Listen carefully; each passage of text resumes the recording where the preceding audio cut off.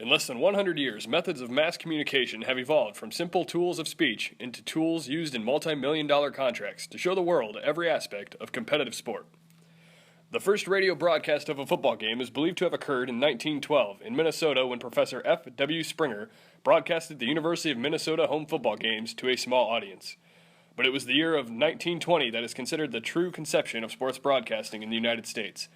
WWJ of Detroit, Michigan broadcasted the scores of the heavyweight title fight between Jack Dempsey and Billy Misk at Floyd Fitzsimmons Arena in Benton Harbor, Michigan.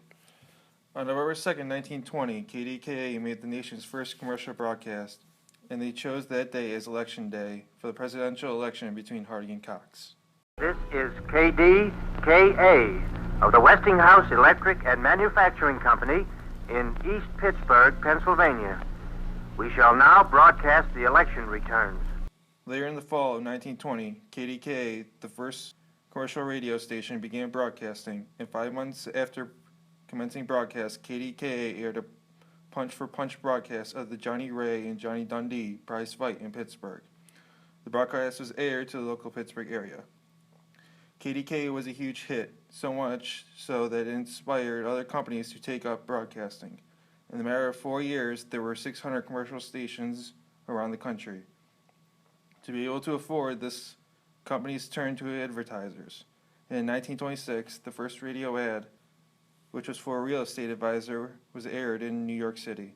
In 1926, the Radio Corporation of America formed the first national network, the National Broadcasting Company. In 1921, KDK also aired the first commercially sponsored broadcast of a college football game between the University of Pittsburgh and West Virginia University. The first regional broadcast would not occur until 1920 at a Texas A&M and Texas game. The first televised sports event was a college baseball game between Columbia and Princeton. It was televised on NBC by Bill Stern on May 17, 1939. The game was played at Columbia's Baker Field, where Princeton won the contest 2-1. The first televised football game followed on September 30th, 1939, between Fordham and Waynesburg at Triborough Stadium in Randall's Island, New York. The game was meant to be a season opener tune-up game for Fordham, who was a power at the time, and it was, as Fordham had the game in control at halftime and won by a score of 34-7. The first commercially televised college football game was between the University of Maryland and the University of Pennsylvania on October 5th, 1940, by Philco. Heavily funded broadcast contracts with individual schools began in the 1950s, with Penn signing a contract with ABC for $150,000. The NCAA then banned such contracts due to the fear of hurting attendance at games. Bowl games were not under NCAA jurisdiction, so were able to continue to agree to television contracts. The NCAA reversed its policy of no TV contracts for individual teams after threats of having antitrust hearings. The NCAA then allowed NBC to broadcast one game a week for a fee of $1,144,000. By 1953, weekly regional games were allowed also by the NCAA. Sports Broadcasting Act of 1961 allowed professional football, baseball, hockey, and basketball to pool and sell their rights in sponsored telecasts of games. This enables teams to put their separate rights together in a single package so the league can sell that package to a single television network, such as ABC or Fox. It is designed to protect home ticket sales and allow teams to share their revenues. It's also been interpreted to include what are called blackout rules, which protect the home team from competing games broadcast into its home territory on days when the team is playing at home. Focus on sponsored telecasts has been interpreted to ensure free local and national broadcasts of games. However, paid broadcasts on cable and league agreements with cable broadcasters are not covered by the antitrust exemption. The case of the NCAA versus the Board of Regents of the University of Oklahoma of 1984 was a case in which the Supreme Court of the United States held that the NCAA television plan violated the Sherman and Clayton Antitrust Acts. These antitrust laws were designed to prohibit group actions that restrained open competition and trade. As a result, teams and conferences were allowed to negotiate broadcasting contracts on their own without clearing them with the NCAA. In 2013, Europe, Middle East, and Africa combined $11.85 billion in broadcasting, while North America combined for $9.57 billion. Asia Pacific received $4.01 billion, and Latin America garnered $1.27 billion, according to Statistica.com. Television exposure has since become another way for the NCAA to punish a collegiate athletics program for violating NCAA rules. The media gave the name the death penalty to the sanctions given to programs that were multiple-time offenders to NCAA regulations. The NCAA has only given out the death penalty 5 times throughout all 3 NCAA divisions, with the most famous coming in 1987 involving Southern Methodist University, most famously documented in the ESPN 30 for 30 film, The Pony Excess. The SMU football program has received the following sanctions against them, as reported by Fox 4 News from Dallas and Fort Worth. Next year, when the Mustangs are allowed to play football, SMU will be limited to 7 games, none of which will be home games and none of which will be televised live. The lack of scholarships is seen as the largest reason the former national perennial powerhouse from the Southwest Conference struggled for the following 2 decades before going to the Western Athletic Conference in 1996, then Conference USA in 2005, and now the American Conference, instead of shifting straight to the Big 12 Conference from the SWC like many of its former fellow conference members. However, many blame the 2-season television ban for the struggle of the Mustangs, as it took away the program's ability to showcase itself to recruits nationwide, therefore hurting its future. This shows that television exposure is now no longer a reward for exceptional play, but rather a necessary recruiting tool to power a program's future. According to ESPN.com, they have the rights to the World Cup of Hockey as of October 6, 2014. ESPN and NBA announced a 9-year deal to significantly enhance NBA rights and content offerings. ESPN also is owned by outside sources. They are 80% owned by ABC and 20% owned by Harris Corporation. They also have agreements with conferences such as the SEC, where they have a 20-year agreement, and with the Big East for a 7-year agreement. Also, beginning this year, they have an agreement with the USTA over the next 11 years to have exclusive rights to the U.S. Open. Recently, CBS, Fox, and NBC made agreements with the NFL for the next 9 years worth almost $28 billion.